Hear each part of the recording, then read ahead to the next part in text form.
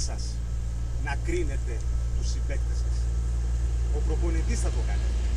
Η δουλειά σας είναι να λειτουργείτε σαν ομάδα και να κάνετε αυτό που πρέπει μέσα στο γήπεδο. Να κοιτάτε μπροστά. Στόχος μπροστά.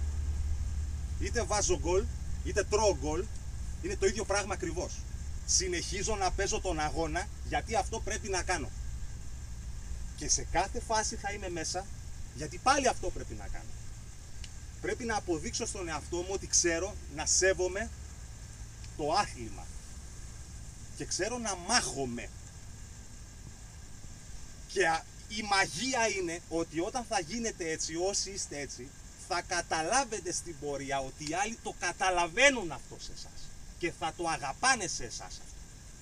Θα αγαπάνε την αφοσίωσή σας.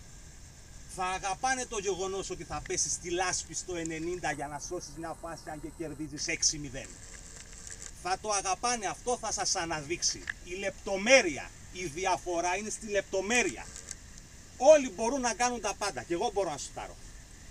Δεν μπορώ, αλλά μπορώ σε κάθε περίπτωση να κάνω ένα έτσι.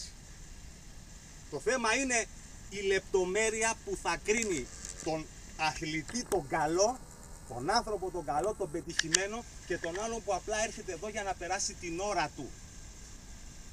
Μου είπε ο προπονητής σας ότι έχετε κάνει πολλά σε αυτούς τους 2 μήνες και σας το λέει συνέχεια. Σε κάθε περίπτωση λοιπόν δεν έχετε να αγχώνεστε.